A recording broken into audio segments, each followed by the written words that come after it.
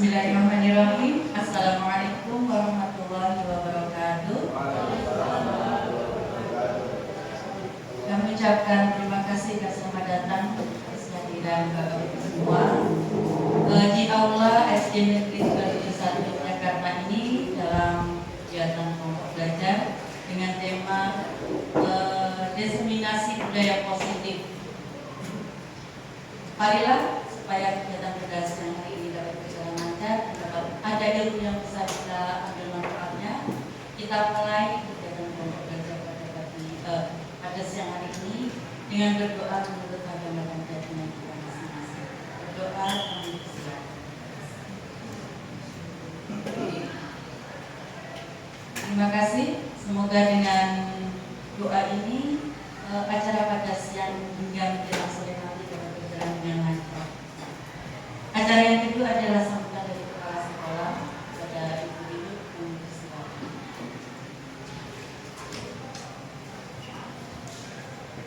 Bismillahirrahmanirrahim. Assalamualaikum warahmatullahi wabarakatuh. Alhamdulillahirrahmanirrahim. Puji syukur kita panjatkan kehadirat Allah Subhanahu wa Ta'ala yang sudah memberikan kesehatan kepada kita serta kesempatan untuk bersama-sama mengikuti kegiatan Kombel atau komunitas belajar di Satuan Pendidikan SD Negeri Tegarrejo 1. Bapak Ibu, saya ucapkan selamat datang dan terima kasih kepada Bapak Ibu yang sudah kerso mengikuti kegiatan ini, juga kepada Pak Sigit dan Bu Titi yang sudah memandu atau sebagai narasumber untuk Kombel yang hari ini mengusung tema budaya positif. Terima kasih juga kepada koordinator Kombel, Pak Imam, yang sudah memfasilitasi kegiatan ini. Saya berharap kegiatan ini nanti atau kegiatan Kombel di Satuan Pendidikan itu sepekan sekali sehingga kita memiliki progres yang seperti diharapkan oleh pemerintah atau di Dinas Pendidikan, karena untuk Kombel ini harapannya dapat memacu, kemudian memotivasi, mengubah mindset guru untuk lebih baik lagi dalam memberikan layanan akomodasi pembelajaran kepada siswa-siswi di kelasnya masing-masing. Dan Kombel ini tidak hanya diikuti oleh Bapak Ibu guru kelas, namun juga Bapak Ibu guru bidang studi maupun juga tendik. Nanti sewaktu-waktu bisa kita ikutkan dalam Kombel, misalnya kita mengusung tema tentang anti perhubungan atau intoleransi atau yang lain, yang itu harus dilaksanakan oleh seluruh warga sekolah di SD Negeri Tegarrejo 1. Saya berharap semoga kegiatan ini nanti sampai selesai berjalan dengan lancar, kemudian menambah wawasan kita, mengubah mindset kita bahwa yang namanya mengajar itu bukan hanya memberikan ilmu saja, materi saja, tapi kita harus memberikan sisipan yang paling penting, yaitu karakter maupun pola tingkah laku anak-anak menjadi lebih baik lagi. Demikian yang bisa saya sampaikan, ada kurang lebihnya mohon maaf. Assalamualaikum warahmatullahi wabarakatuh. Terima kasih kami ucapkan kepada Ibu Wiwit atas sambutannya. Baik Bapak Ibu sekalian, pada acara inti ini nanti kita akan bersama-sama berbincang-bincang tentang budaya positif. Apa sih itu budaya positif? Kenapa kok kita harus membahas budaya positif ini? Apa gunanya untuk anak-anak didik kita? Nah, nanti lebih lanjut tentang budaya positif ini akan kami sampaikan bersama saya dan Pak Sigit secara bergantian. Semoga nanti apa yang kita paparkan nanti bisa bermanfaat bagi kita semua. Baiklah, pemaparan materi oleh Bapak Sigit akan kami berikan pada beliau. Silakan.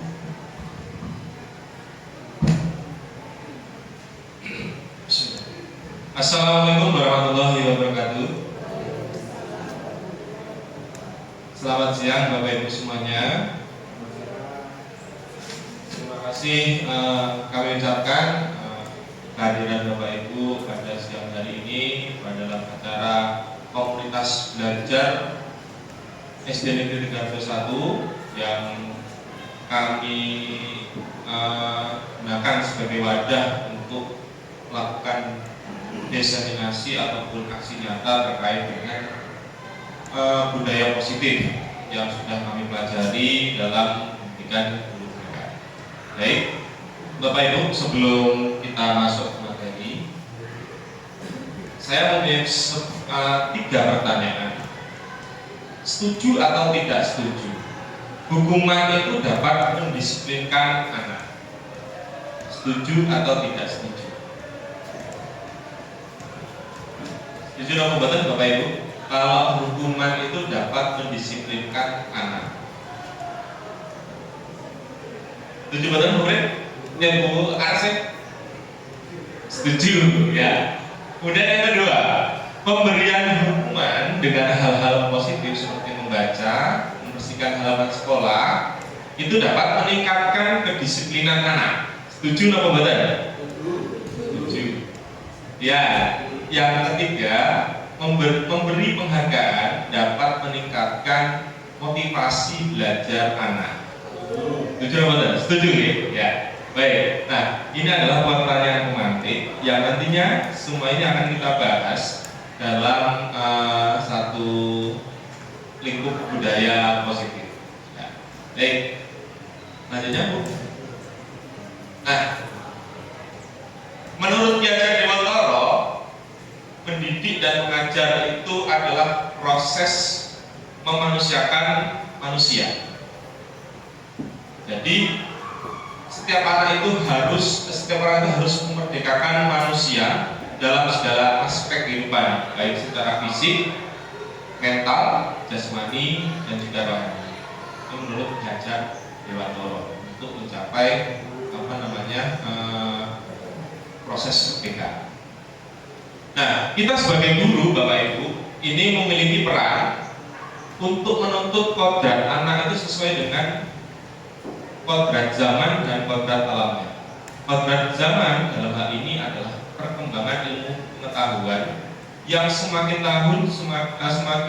hari semakin tahun semakin berkembang.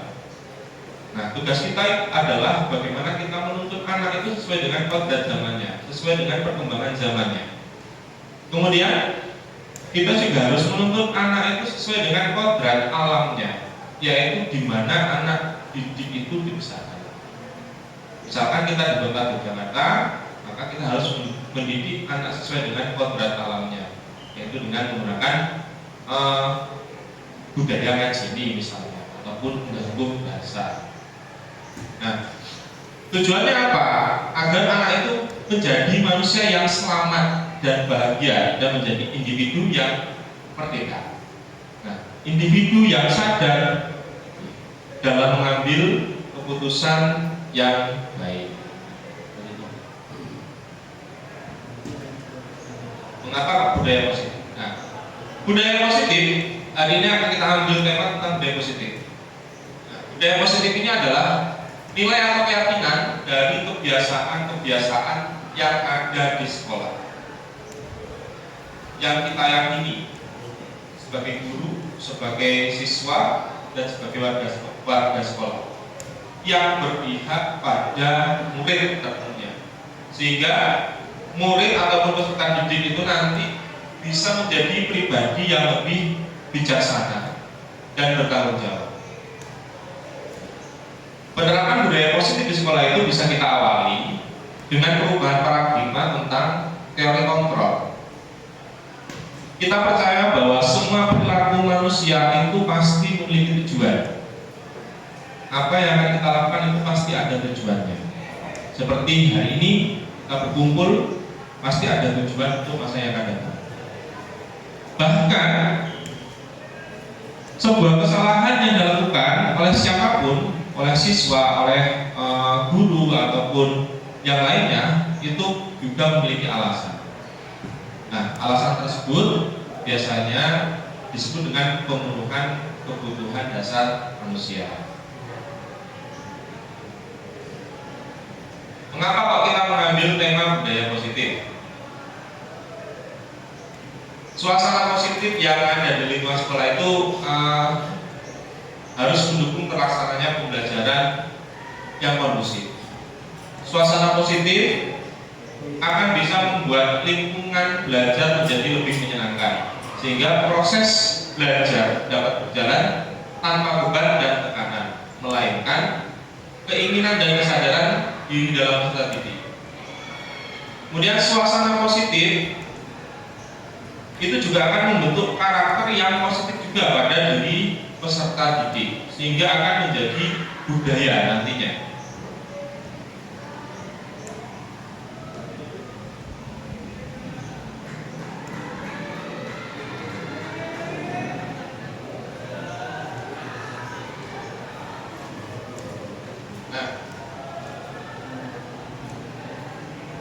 Oke, baik. Tema besar kita pada hari ini adalah budaya positif. Lalu, apa yang akan kita bahas? Tapi sub-sub materinya nanti. Yang pertama itu adalah tentang disiplin positif dan nilai-nilai kebajikan universal.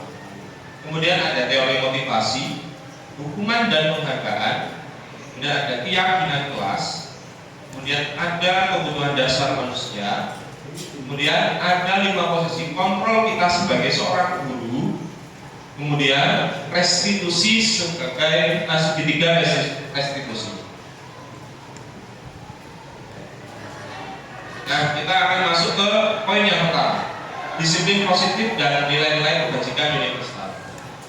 Nah, apa sih makna kata disiplin? Kalau kita turun ke belakang dari berbagai sumber, disiplin itu berasal dari bahasa Latin, yaitu disiplina, yang artinya belajar. Ini ditemukan dari berkonotasi dengan disiplinnya diri murid-muridnya Socrates dan Plato. Jadi kita berkaca pada murid-muridnya Socrates dan Plato yang sudah memiliki sikap disiplin sejak zaman dahulu. Nah, disiplin diri ini membuat orang dari potensinya menjadi sebuah tujuan apa yang dia hargai. Nah, tapi dalam budaya kita, makna kata disiplin itu telah berubah menjadi sesuatu yang dilakukan seseorang pada orang lain untuk mendapatkan kepatuhan tanpa kita sadari. Nah, kecenderungan umumnya adalah menghubungkan kata disiplin dengan ketidaknyamanan. Misalkan kalau anak-anak tidak disiplin datang ke sekolah, nanti akan mendapatkan hukuman. Disiplin itu berarti nanti akan kita hubungkan dengan ketidaknyamanan anak-anak saat melanggar aturan ataupun keyakinan yang berlaku di sekolah.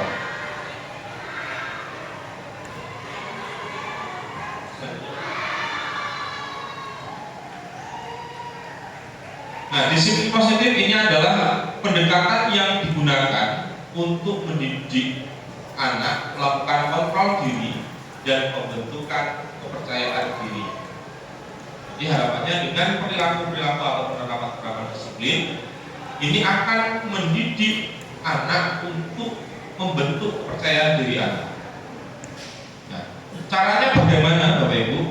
Caranya yang pertama, yaitu tanpa kekerasan dan tanpa ancaman, tetapi menggunakan komunikasi tentang perilaku secara efektif antara guru dan murid ataupun peserta didik.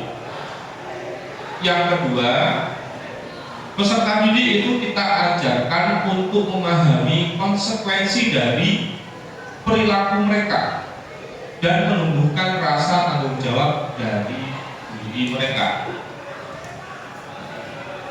Yang ketiga, menumbuhkan kesadaran serta memberdayakan peserta didik untuk melakukan sesuatu tanpa sobekan, ancaman ataupun hukuman. Jangan, tapi makanya Bapak Ibu kita tidak boleh memberikan iming-iming pada anak-anak. Ayo anak-anak dikerjakan tugasnya nanti Bapak guru kasih permen, skrip ataupun yang lainnya. Nah, kalau menurut teori disiplin positif ini tidak boleh. Ya.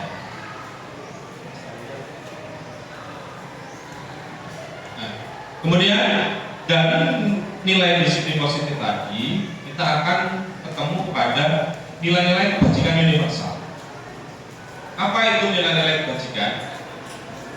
Ialah sifat-sifat positif manusia yang merupakan tujuan mulia yang ingin dicapai setiap individu. Nilai-nilai tersebut itu bersifat universal dan lintas bahasa, suku, bangsa, agama, maupun latar belakang. Jadi tidak memandang bangsa, tidak memandang suku, ataupun latar belakang. Bersifatnya universal. Dengan mengaitkan nilai-nilai kebajikan yang diyakini seseorang, maka motivasi intrinsiknya akan terbangun, sehingga akan menggerakkan motivasi dari dalam untuk mencapai tujuan mulia yang diinginkan. Ini pendapat dari Gianni Rosen tahun 1998.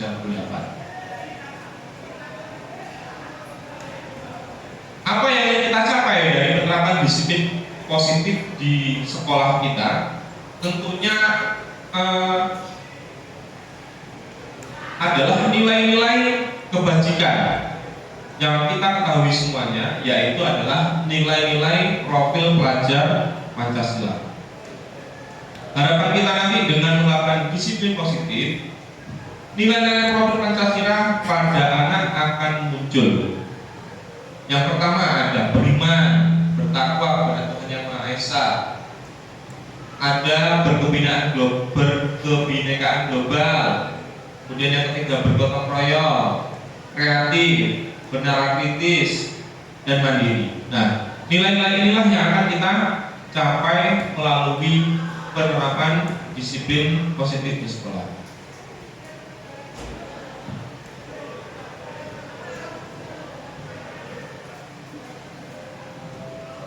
Seseorang melakukan tindakan disiplin itu pasti memiliki motivasi. Sekarang kita akan masuk kepada teori motivasi, hubungan, dan penghargaan. Seseorang itu melakukan sesuatu hal pasti ada ada motivasinya. Di sini ada 3 jenis motivasi. Ada motivasi eksternal, motivasi internal, eksternal, kemudian dan motivasi internal. Nah, kita yang mana? Yang pertama, seorang itu melakukan sesuatu itu memiliki motivasi untuk menghindari ketidaknyamanan ataupun hukuman. Biasanya apa ya yang akan terjadi kalau saya tidak memakai seragam hari ini? Itu nanti akan menuju ketidaknyamanan ataupun hukuman. Jadi ada rasa takut. Kemudian yang kedua, motivasi perilaku manusia itu untuk mendapatkan imbalan dari orang lain ataupun institusi. Ada seseorang yang sengaja melakukan sesuatu dengan tujuan untuk mendapatkan imbalan ataupun penghargaan. Kemudian yang ketiga, untuk menghargai diri sendiri.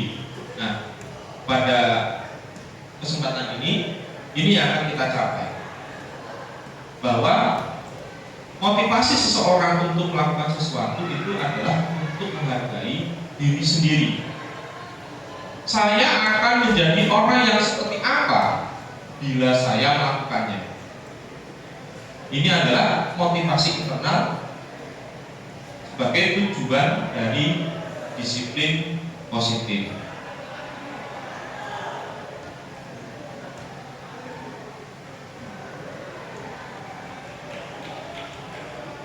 Nah, Bapak Ibu,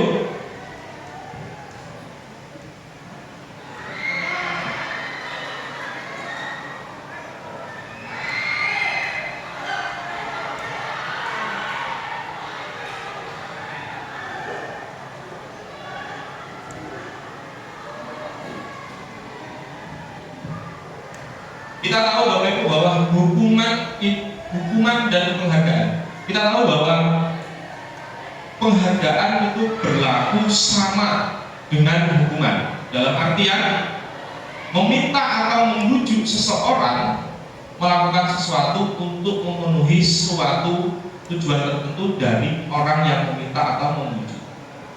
Dorongannya eksternal dan akan ada faktor ketergantungan. Jadi ada faktor keterpaksaan, ada faktor tidak enak hati. Nah, sebelum kita membahas lebih mendalam tentang penerapan restitusi, kita perlu bertanya dahulu, adakah perbedaan antara hukuman dan konsekuensi? Bila sama, di mana letak kesamanya? Dan apabila berbeda, bagaimana perbedaannya? Nah, setelah ini Bapak Ibu akan diberikan suatu gambaran perbedaan antara hukuman, konsekuensi, dan restitusi itu sendiri.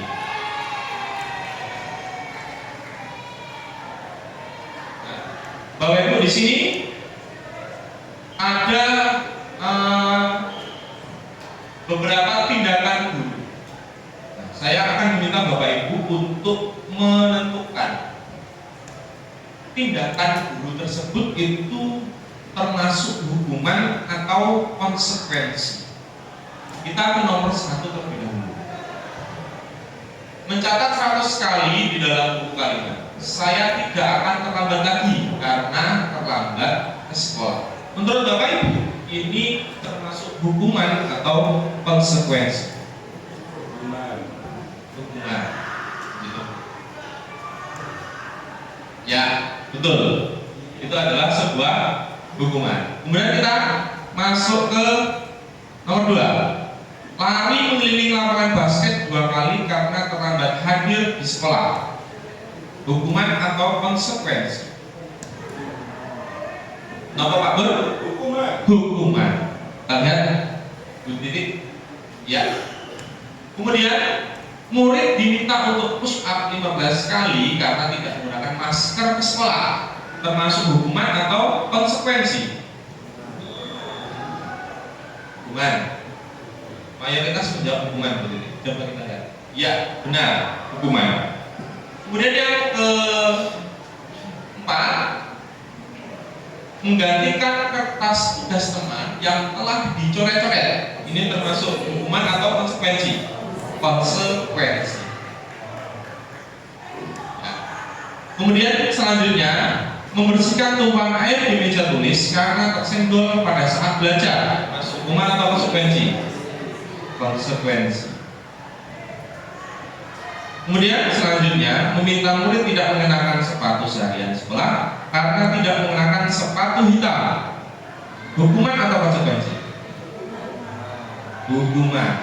Coba kita lihat Bu titik. Iya. Kemudian lari mengelilingi lapangan basket 2 kali karena terlambat 10 menit untuk pelajaran PJOK. Hukuman atau konsekuensi? Hukuman katanya Bu titik. Kita lihat. Ternyata konsekuensi. Tapi mayoritas Bapak Ibu sudah menjawab dengan benar Bu titik. Jadi pengetahuannya sebenarnya sudah lebih oke daripada kita. Ya, baik. Nah, Bapak Ibu, dari kasus-kasus ini tadi kita bisa menyimpulkan bahwa hukuman itu adalah sebagai suatu identitas yang gagal. Kemudian konsekuensi itu adalah suatu identitas yang sukses. Nah, kita akan memetakan lebih rinci lagi perbedaan antara hukuman dan konsekuensi.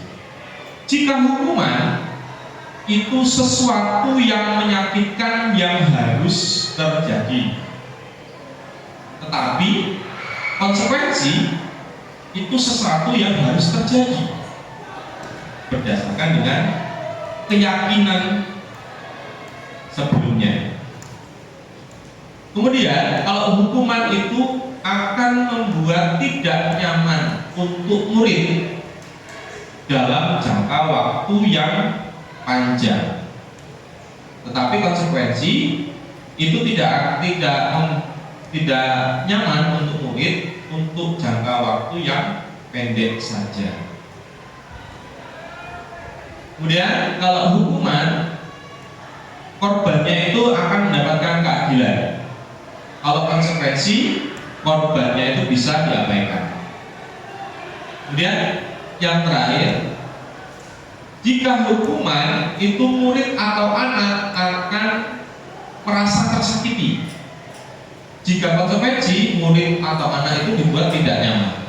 Nah, pernah suatu ketika jika kita memberikan hukuman pada anak dalam bentuk psikis maupun fisik, pasti anak itu akan membekas di dalam hatinya dalam waktu yang akan lama. Tetapi berbeda dengan konsekuensi. Jika kita memberikan konsekuensinya, si A, jika kamu datang terlambat, konsekuensinya hari ini kamu tidak mengikuti jam pelajaran pertama.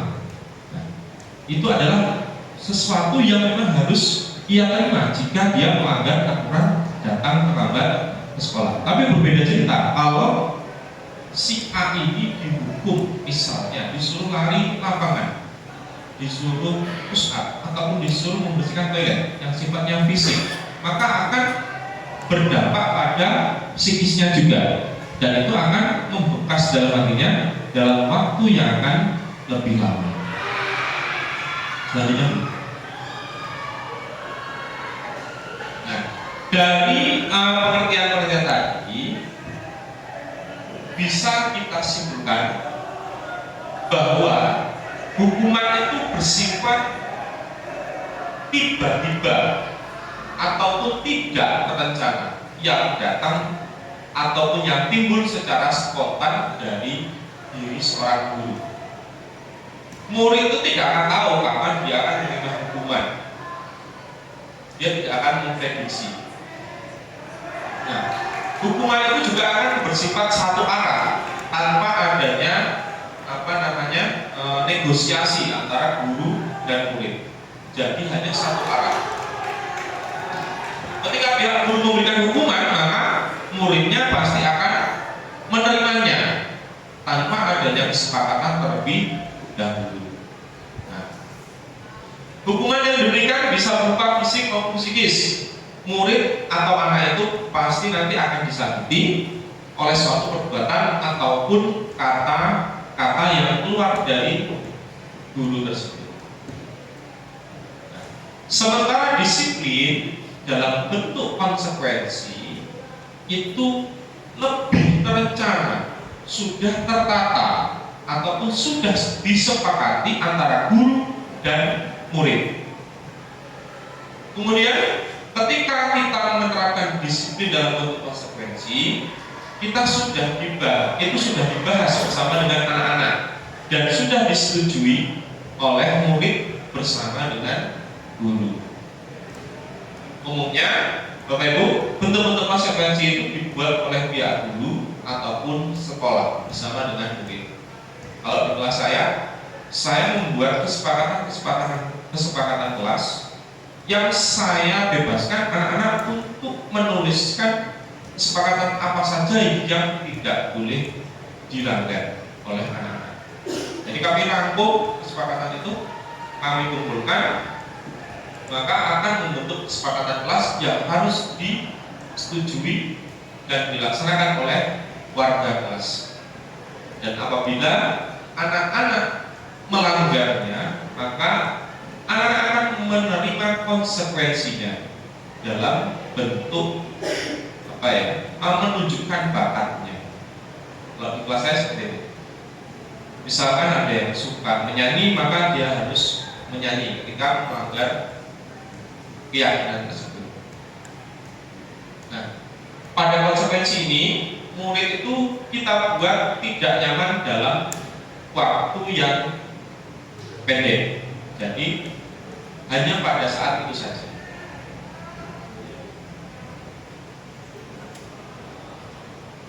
Untuk menerapkan disiplin tadi melalui konsekuensi, kita buat keyakinan kelas.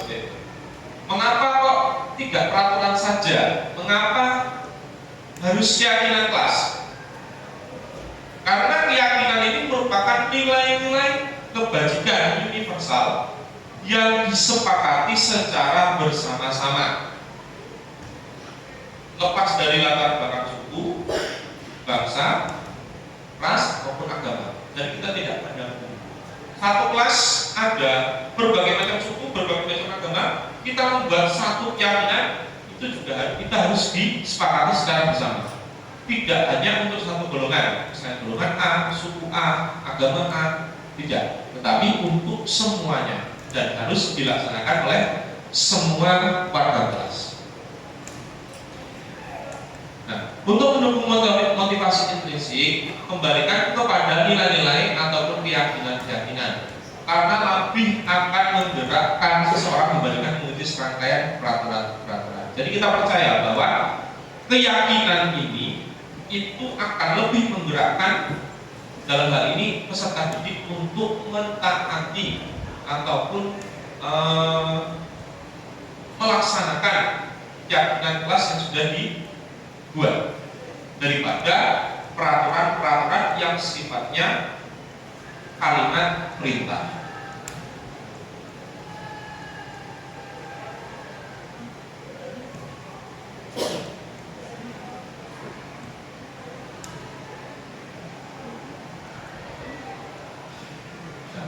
Ini adalah perbedaan antara peraturan dan keyakinan kelas atau nilai kebajikan yang dituju. Misalnya yang pertama, peraturan selalu kembalikan buku ke tempatnya. Itu merupakan satu kalimat perintah. Tapi dari peraturan ini kita bisa membuat satu keyakinan kelas atau nilai kebajikan yang akan kita tuju. Apa? Tanggung jawab. Ketika kita sudah bisa mengembalikan buku ke tempatnya, berarti kita sudah membuat perilaku yang bertanggung jawab. Kemudian jika peraturan kalimat yang dilarang mengganggu orang lain itu merupakan kalimat perintah, maka kita kemas dengan keyakinan kelas dengan kalimat yang lebih positif. Contohnya menghormati orang lain dan diri sendiri. Kemudian yang selanjutnya, hadir di sekolah 15 menit sebelum pelajaran dimulai. Jika kita buat keyakinan kelasnya dengan menggunakan kalimat yang lebih positif, itu adalah menghormati orang lain, misalnya. Kemudian komitmen pada tujuan, dan lain-lain yang ada di bawahnya, Bapak Ibu. Bisa sambil dibaca sendiri.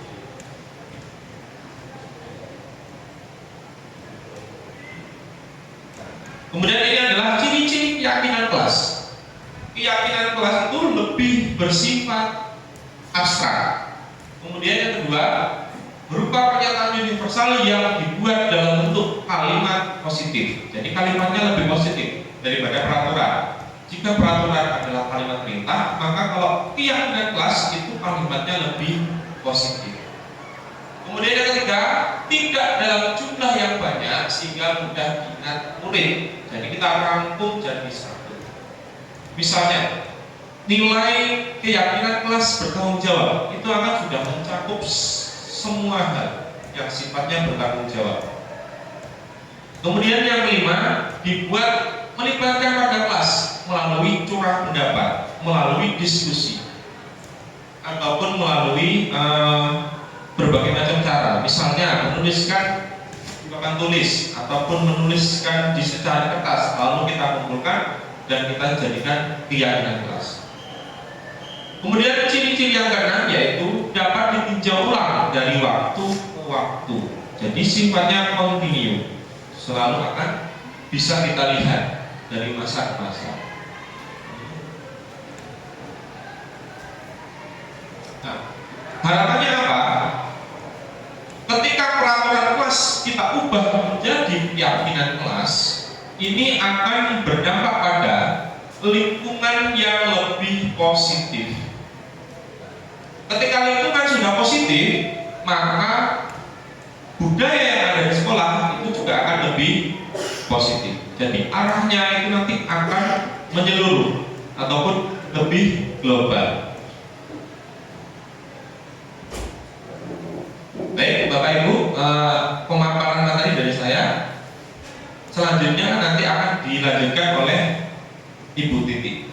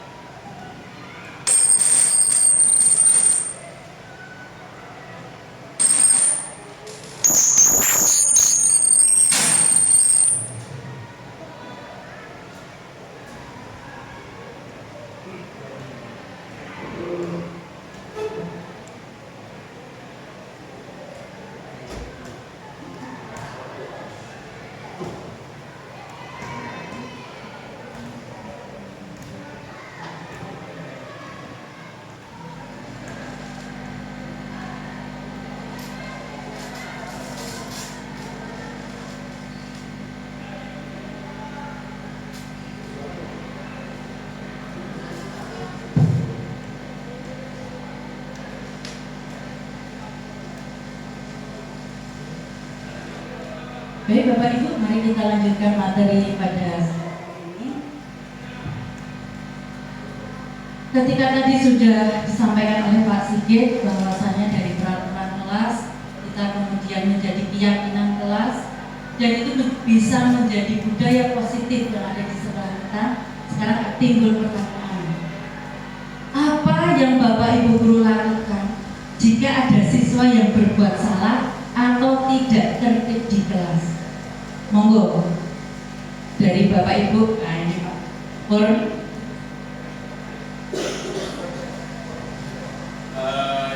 Yang saya lakukan sebelum kenal keyakinan kelas menghukum. Oh iya, monggo. Oke, ada lagi Bu Arsen. Nah ini mungkin di musola tidak ter.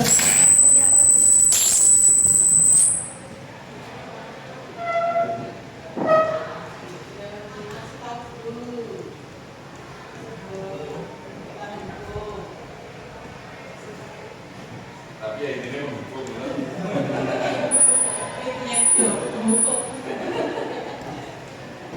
Oke.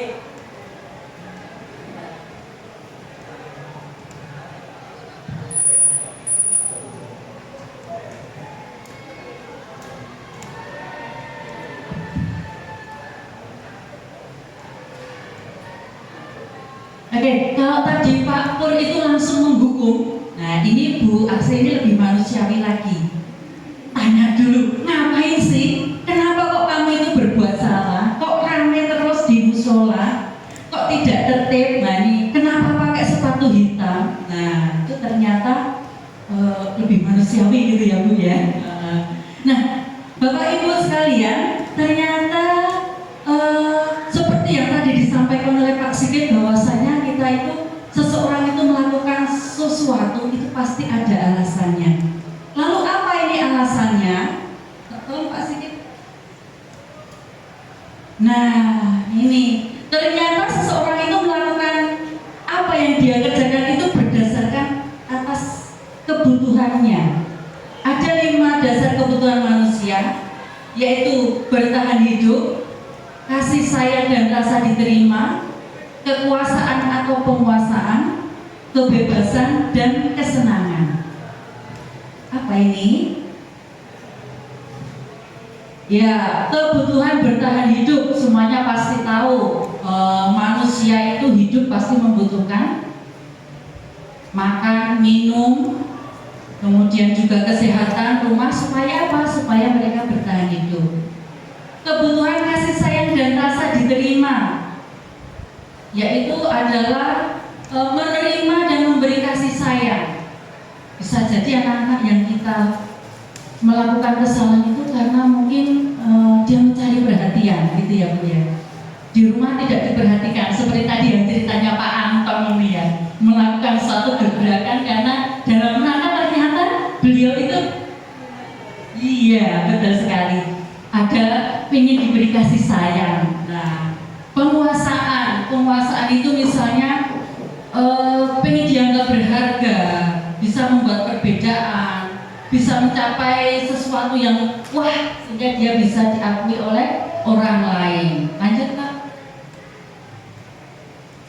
Kemudian dengan kebebasan, bisa jadi di rumah itu terlalu dikekang aturan-aturan, maka mumpung di sekolahan orang tua tidak tahu, nah, dia bisa melakukan sesuatu yang sebebas-bebasnya, mencoba-coba, banyak bergerak, tidak mau dipengaruhi orang lain. Ini merupakan pemenuhan kebutuhan akan kebebasan. Kemudian yang tidak kalah penting adalah kesenangan.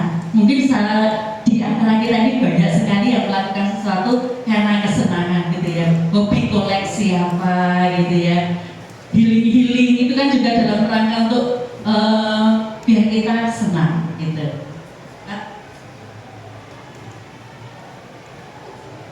Nah, kaitannya dengan tadi pertanyaan yang awal tadi, apa yang kita lakukan ketika ada anak yang berbuat salah? Ini ada 5 posisi kontrol seorang guru.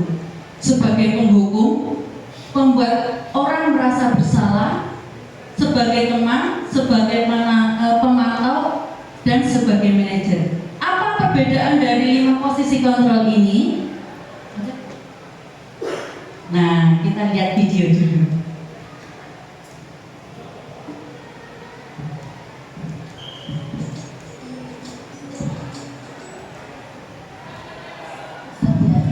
Iya, speakernya agak rusak.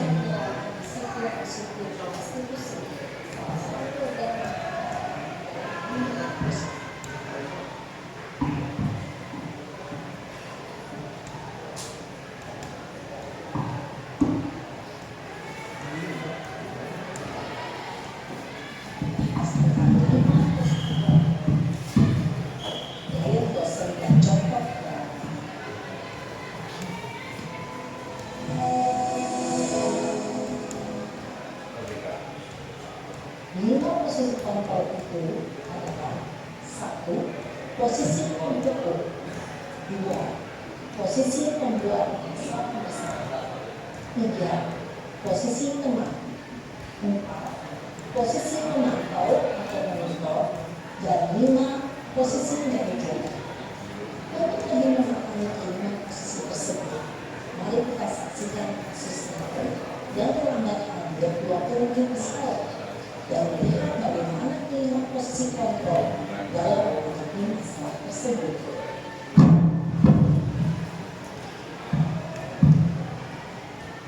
Ya, ini adalah posisi penghukum.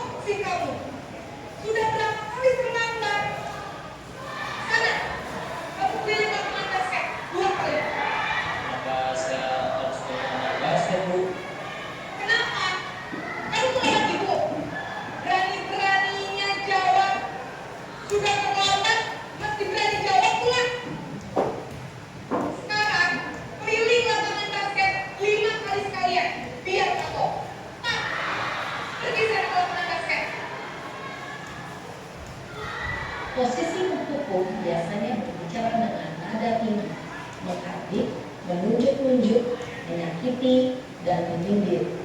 Hukuman bisa berupa fisik maupun psikis. Ibu dan bapak guru hebat. Dampak yang terjadi pada murid ketika guru berada pada posisi penghukum adalah murid cenderung akan memberontak, bahkan lupa benar.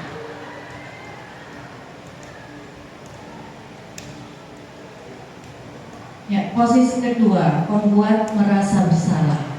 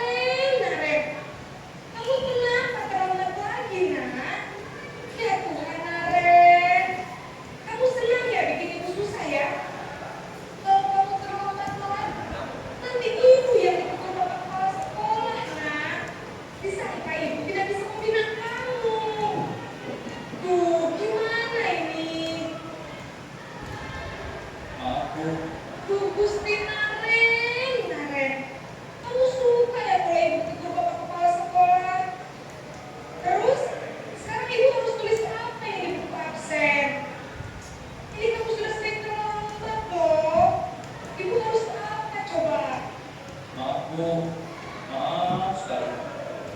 Ya sudah, lain kali jangan bikin susah lagi ya nak ya. Bu tidak akan kuat lagi kalau mau begini terus. Bisa jantungan kalau ibu itu bapak asal. Sekarang cepat, pas. Maaf ya Bu, maaf sekali. Posisi membuat rasa bersalah, berbicara dengan nada tenang, cenderung lembut, namun kata-kata yang diutarakan membuat murid merasa menjadi orang yang gagal, memandang buruk dirinya sendiri, merasa tidak berharga, dan tidak sanggup membahagiakan orang lain.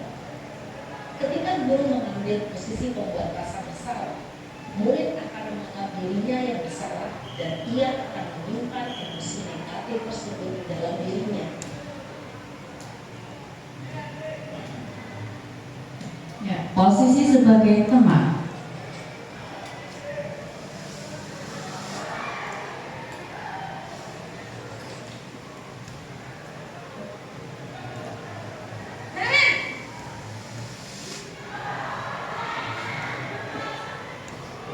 Makasih Bu.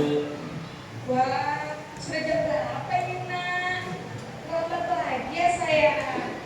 Iya Bu, habis ibu saya lupa bangunkan saya Bu. Kamu malah menyalahkan ibu kamu. Kamu bukannya anak yang paling kencang. Kok terlambat sih? Iya Bu, saya memang terlambat bangun tadi. Jadi biar saya kencang, tetap gak kekejar Bu. Ya sudah sana. Nanti lain kali larinya lebih kencang lagi ya. Biar gak terlambat lagi. Bikin senang ibu demi ibu. Bisa kan? Bisa lah Bu. Ya sudah sana sekolah sana bu beresin urusan absen kamu. Kamu ini ada saja. Dalam posisi teman, guru berbicara dengan nada suara ramah, cenderung bersenda gurau untuk menjaga suasana tetap santai. Murid akan merasa senang, aman, dan akrab dengan guru. Identitas yang tercipta adalah identitas sukses atau berhasil. Namun, perlu diingat, karena ini masih dorongan eksternal, maka ada faktor ketergantungan dari murid kepada orang tertentu. Di sini, guru aksennya, sehingga berlalu waktu, murid bisa berperilaku baik, namun hanya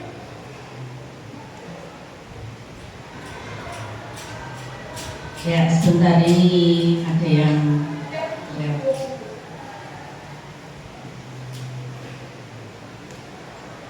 karena ini masih dorongan eksternal, maka ada faktor ketergantungan dari murid kepada orang tertentu.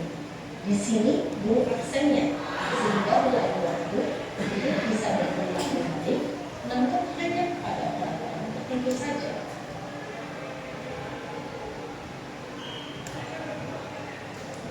Posisi pemantau atau monitor.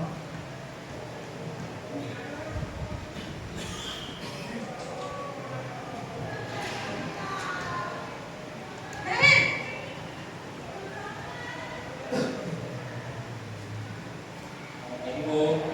Nah ya, peraturan sekolah kita tentang jam berapa kita harus masuk sekolah kan? Terus di sekolah jam dulu Bu. Iya betul, sekarang sudah jam 20. Kalian sudah tahu konsekuensinya jika tantangannya? Paham Bu, saya harus tinggal kelas pas jam istirahat selama 20 menit. Iya benar, konsekuensinya demikian.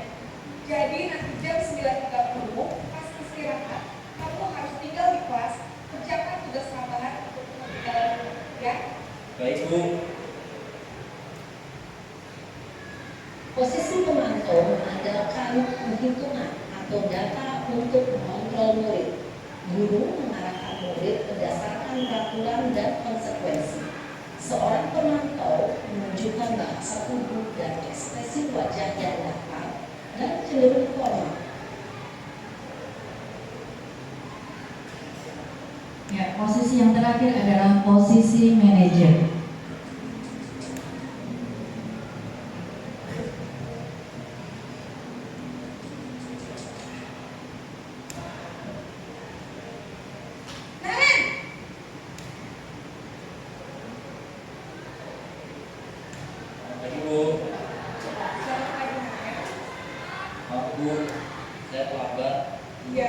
sekolah masuknya jam 7, sekarang sudah jam 7.20. Jadi sekarang bagaimana ini, Kak? Maaf Bu, saya lupa soal tes malam. Baiklah, menurut kamu, yang sekolah yang mana yang paling ditingkatkan? Menghargai diri sendiri dan orang lain mungkin ya Bu. Setuju. Jadi, karena ada meyakini prinsip saling menghormati tersebut, Iya Bu, saya meyakininya. apakah kalian bersedia perbaiki masalah keperlambatan ini? Bersedia Bu. Bagaimana kamu akan perbaiki masalah keperlambatan ini? Saya akan coba untuk tidak lupa menyetel alarm saya Bu. Baik, kalau kalian mau pergerakan di rumah, ada orang yang bisa mengingatkan. Ada Bu, saya, Kak Emma. Ada lagi selain kalian. Selain Kak Emma, ada ibu saya. Baik, jadi yang adalah kalian. Ada, ya? Kira-kira akan mulai sekarang akan, Setelah pulang sekolah, akan segera saya lakukan. Baik, jadi kalian akan setel alarm untuk bangun besok pagi dan akan diingatkan oleh kakak dan ibu dan nenek. Ada lagi yang perlu dilakukan, agar tidak terlambat bangun lagi. Ya ada Bu. Baik, ya. Terima kasih untuk kerjasama kamu. Sekarang kamu kembali ke pagi. Baik. Baik Bu, terima kasih. Posisi manajer adalah posisi kontrol yang disarankan untuk membimbing murid memiliki sikap disiplin yang positif, yaitu murid yang mandiri, bertanggung jawab, dan dapat memecahkan masalah. Tujuan dari posisi ini adalah agar murid dapat berefleksi atas tindakannya. Guru akan lebih tulus memberikan pertanyaan-pertanyaan berurutan, sehingga membuat murid dapat belajar dari kesalahannya dan mencari sebuah solusi untuk menyelesaikannya. Ibu dan bapak guru hebat setelah mengamati Iya, tadi ada 5 posisi guru. Nah, apa saja tadi Pak Ibu? 1, yang pertama penghukum. 2, ya, pembuat rasa bersalah. 3, sebagai teman. 4, pemantau. 5, manajer. Oke, tadi sudah dikasih contohnya ya bagaimana posisi guru itu sebagai penghukum, sebagai teman, sudah ada kalimat-kalimatnya. Nah, sekarang mari kita coba apakah pemahaman kita sudah benar tentang posisi guru. Pernyataan ini, sebentar, saya kecewa sekali dengan kamu. Kira-kira ini posisi dalam posisi guru sebagai apa ini?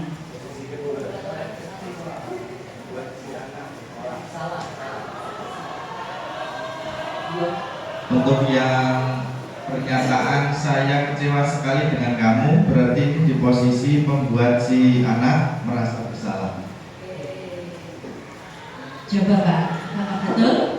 Oh ya, betul sekali. Yang nomor 2, kamu tidak pernah benar melakukannya. Ayo, sebagai apa ini ya Bu Erna?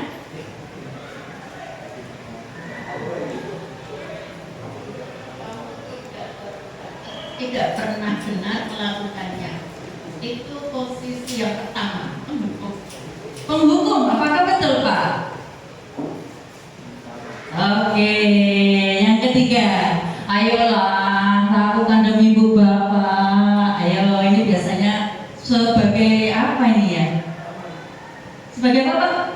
Sebagai teman. Oke, coba Pak. Wah, betul sekali. Yang nomor 4, apakah kamu mau mendapatkan stiker bintang hari ini? Yo, siapa ini yang biasanya berbicara seperti ini? Iya, guru kelas. Posisinya sebagai apa? Bu Septi. Ayo. Nah, ini guru olahraga juga pasti sering memberi penghargaan. Teman, sebagai teman, coba Pak. Oh, sebagai pemantau. Karena kalau dia berhasil nanti dia dapat bintang gitu ya. Oh, berarti sudah ada aturannya. Berarti sebagai pemantau ya Bu Septia. Lanjut, bagaimana kamu bisa menyelesaikan masalah ini? Kira-kira sebagai apa ini ya? Wah, sebagai manajer Pak coba. Wah, betul sekali. Nah, ini yang terakhir ini. Kamu selalu yang paling terakhir. Bagaimana Pak Imam? Sama dengan yang paling atas, mungkin membuat orang merasa bersalah. Kita lihat kunci jawabannya. Oh, sebagai penghukum, ya. Karena tadi kata-katanya menyakitkan ya, ciri-cirinya penghukum itu ya. Kamu selalu yang paling akhir. Nah, nanti pasti rentetannya dihukum, ya. Jadi ini adalah 5 posisi seorang guru ketika dia berada di kelas. Ada yang sebagai penghukum, membuat orang merasa bersalah, sebagai teman, pemantau, dan sebagai manajer. Lanjut. Nah, dari 5 posisi ini ternyata, dan dikaitkan dengan ketika tadi awal pertanyaan, kalau ada anak yang bersalah itu sebaiknya seperti apa? Tadi kalau menghukum ternyata efeknya juga tidak bagus. Sebagai teman pun juga ternyata nanti malah kadang anak-anak melonjak, gitu ya. Nah, ada suatu metode yang bisa kita gunakan untuk menghadapi suatu permasalahan, yaitu yang kita kenal dengan nama segitiga restitusi. Apakah itu segitiga restitusi? Segitiga restitusi adalah proses menciptakan kondisi bagi murid untuk memperbaiki kesalahan mereka, sehingga mereka dapat kembali ke kelompok mereka dengan karakter yang lebih kuat. Kita tidak menyalahkan anak, kita tidak menghukum anak karena kesalahannya, tapi kita melakukan segitiga restitusi. Apa saja yang kita lakukan di segitiga restitusi tersebut? Yaitu yang pertama adalah menstabilkan identitas. Kita kasih tahu bahwa menyadarkan anak bahwa memang kadang orang itu tidak pernah lepas dari salah. Kita sadarkan bahwa yang dia lakukan itu salah dan itu tidaklah mengapa, gitu ya. Kemudian yang kedua adalah validasi tindakan yang salah. Kita tunjukkan kepada anak itu mana sih yang salah. Nah, kita ajak diskusi mereka. Kemudian yang ketiga adalah menanyakan keyakinan. Seperti apa gambaran segitiga restitusi tersebut? Mari kita lihat video berikut ini.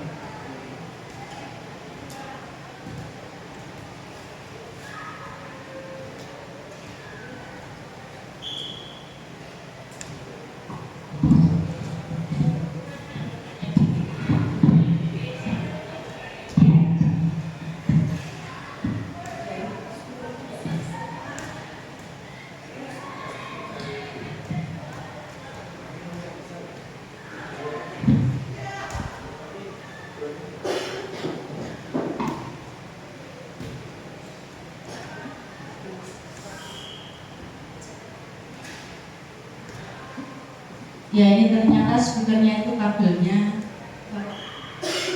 copot ya guys.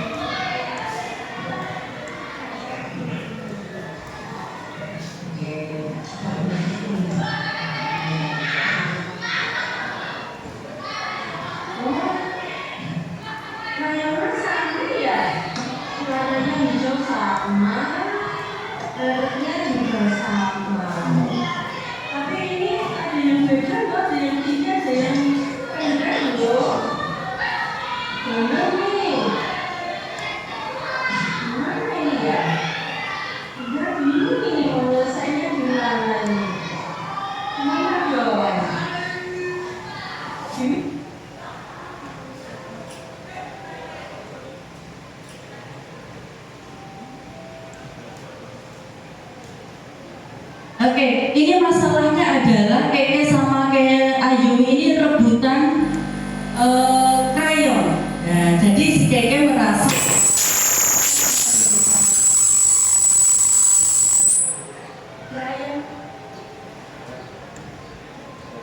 bahwa krayon yang dia pegang itu adalah miliknya. Nah, bagaimana kita menyelesaikan masalah ini? Yang pertama, kita ajak berdiskusi identitas kesalahannya. Kita katakan kepada anak-anak bahwasanya kadang kita memang suka ketukar-tukar barangnya. Nah, maka apa yang harus kita lakukan? Maka kita harus mencari solusi dari permasalahan tersebut. Kemudian yang kedua adalah keyakinan kelas. Validasi kesalahan.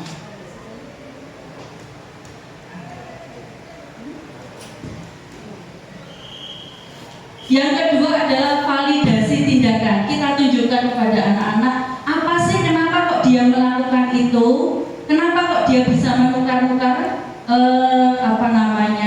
krayonnya. Tadi Kekenya mengatakan bahwasanya ya ini memang punyaku. Si Ayumi pun tidak mau kalah. Ini juga punyaku, yakin sekali ini adalah punyaku. Kemudian tahapan yang ketiga adalah menanyakan keyakinan, karena sama-sama tidak bisa ditemukan penyelesaiannya seperti apa, guru juga tidak tahu, di situ tidak ada nama pemiliknya, maka kita ingatkan pada keyakinan kelas, bahwasanya keyakinan kelas kita apa tentang meminjam barang milik orang lain, cara lain mengembalikan setelah selesai, tetap tidak bisa menyelesaikan masalah tersebut, maka kita bisa menghadirkan keyakinan kelas yang lain. Misalnya apa? Kalau bicara harus seperti apa? Oh, bicara harus jujur, Bu. Kalau berkata nggak boleh bohong. Maka dari keyakinan kelas jujur ini kita bisa mengambil penyelesaian masalah tersebut, yaitu ternyata si Keke ini adalah mengambil krayonnya milik Ayumi. Maka setelah kita meminta anak untuk berperilaku jujur, Keke ini kemudian mengembalikan krayonnya itu. Kita tanya kenapa kok dikembalikan? Karena ini bukan punyaku. Berarti di situ sudah muncul keyakinan pada anak bahwa saya memang harus jujur, seperti itu. Kemudian langkah apa selanjutnya kalau sudah dikembalikan? Cukupkah hanya sampai dikembalikan saja? Ternyata si Keke ini menjawab, saya harus minta maaf, Bu. Loh, kenapa kok minta maaf? Karena saya sudah salah. Nah, si Ayumi, si penderita itu, kita tanya, kamu mau nggak memaafkan kesalahannya si Keke? Ayumi pun mengatakan, saya mau. Nah, dari segitiga restitusi ini, ternyata kita bisa menyelesaikan permasalahan tanpa harus menghukum anak, tanpa harus menyudutkan satu dan yang lainnya. Si Keke pun tidak merasa disalahkan. Oh, aku disalahkan sama Bunda Titik ini ya, gara-garanya ini. Nah, gara-gara ngambil krayonnya si Ayumi. Tidak seperti itu. Tapi kita ajak pelan-pelan untuk menyelesaikan masalahnya. Demikian pula dengan si Ayumi, dia yang merasa krayonnya itu diambil, dia bisa menerima krayonnya kembali tanpa harus banyak drama, karena kesadaran dari dua anak tersebut. Jadi Bapak Ibu, begitulah tahapan restitusi. Dari kesalahan-kesalahan anak-anak ini ternyata bisa kita selesaikan tanpa harus ada hukuman, kemudian tanpa harus merasa anak berbuat salah, seperti itu. Baik, mungkin itu adalah paparan dari kami tentang budaya positif. Kami berharap dengan adanya pemaparan ini kita bisa menciptakan budaya-budaya positif di sekolah kita, sehingga sekolah kita ini bisa menjadi aman dan nyaman bagi keberlangsungan pembelajaran siswa-siswa kita. Oke, untuk sesi berikutnya adalah sesi pertanyaan. Barangkali dari Bapak dan Ibu ada yang ingin ditanyakan. Mungkin ada satu atau dua pertanyaan ya Pak ya. Mau silakan? Ya, monggo Bu Irna. Jadi ini saya mau tanya, kalau saya terdiri dari siswa-siswa yang beragam ya, mulai dari yang pandai hingga yang kurang pandai. Jika ada siswa yang tidak tertib, biasanya saya sering memberi hukuman. Apakah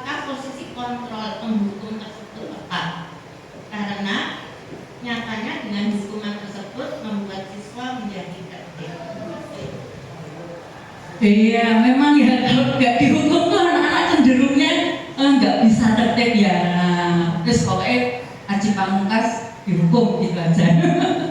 Mungkin satu lagi, biar sekali. Monggo. Oh ya, Pak Arjan.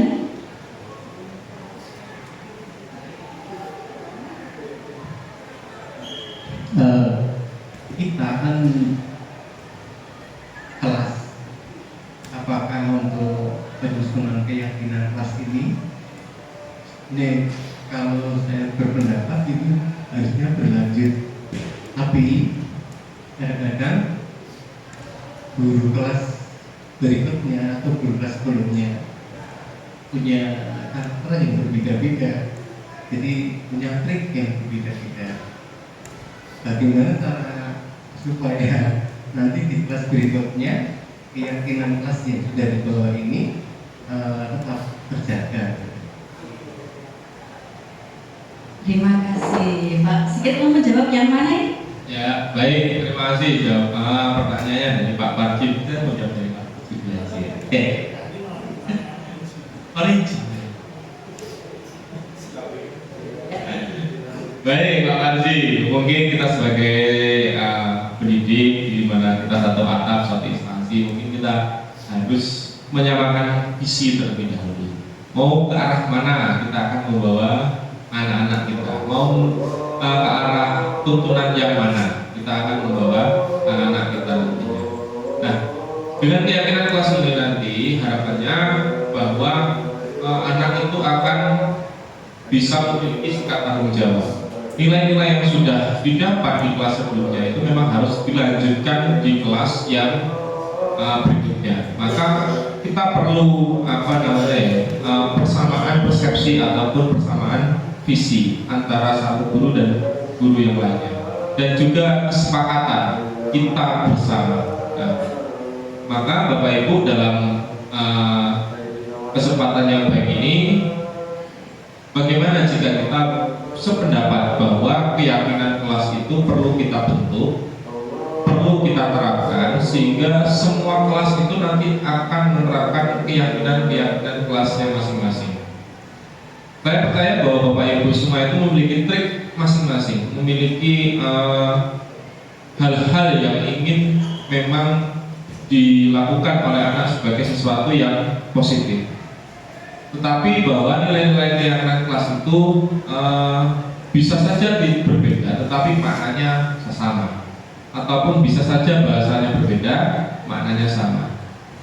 Jadi harapan saya, mulai hari ini kita samakan persepsi, kita samakan pendapat bahwa keyakinan kelas itu penting untuk kelas-kelas kita, tidak hanya di kelas saya, tapi juga di kelas-kelas yang lain. Mungkin itu jawaban dari saya, Pak Parji. Iya, terima kasih. Sekali Pak Parji. Untuk yang pertanyaannya Bunda Erna, apakah posisi kontrol sebagai penghukum itu tepat? Karena nyatanya kalau nggak dihukum nggak tertib gitu ya Bu Erna. Kembali lagi ke kita melihat apa yang namanya ya, latar belakang anak melakukan kesalahan. Nah, kita melakukan menghadapi anak yang melakukan kesalahan itu terlebih dahulu kita sadarkan anak tersebut ya Bu Erna ya. Kenapa? Yang kamu lakukan itu salah. Nah, kenapa kok kamu melakukan itu? Kita cari tahu. Karena tadi ada 5 kebutuhan yang mau dia capai. Nah itu mungkin mau minta perhatiannya Bunda Erna, atau mungkin bentuk protesnya dari rumah seperti itu. Setelah tahu alasan dia melakukan sesuatu, kemudian kita tanyakan keyakinan kelasnya, mana yang kamu langgar? Misalnya kok dia tidak tertib duduk jalan-jalan terus seperti itu ya. Keyakinan kelas mana yang kamu langgar?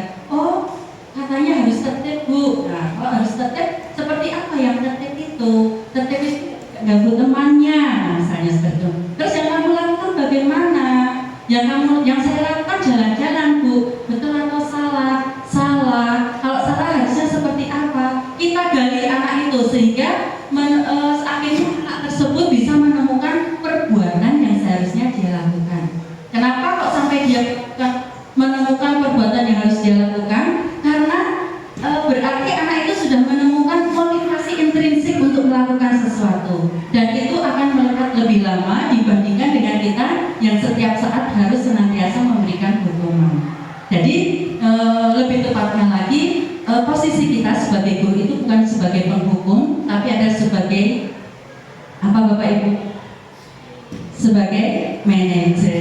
Ya, memang untuk mencapai ke posisi sebagai manajer itu perlu langkah ya, tidak seperti membalikan telapak tangan yang sekali ada ide kemudian bisa dilaksanakan. Memang perlu perjalanan yang harus kita istiqomahi. Mungkin itu Bu Erna ya? Iya, terima kasih.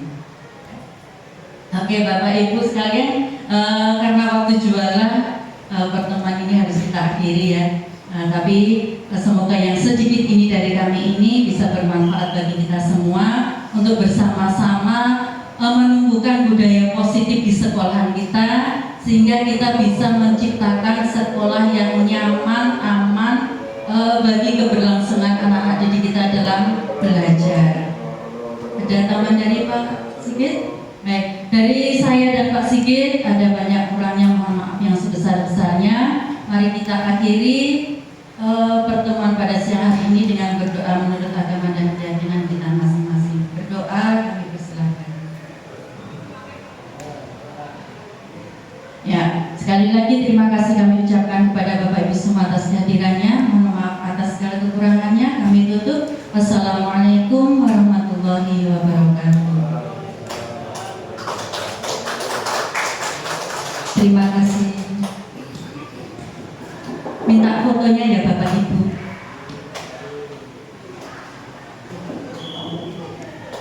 Halo, selamat siang. Dengan saya Bu Dewi.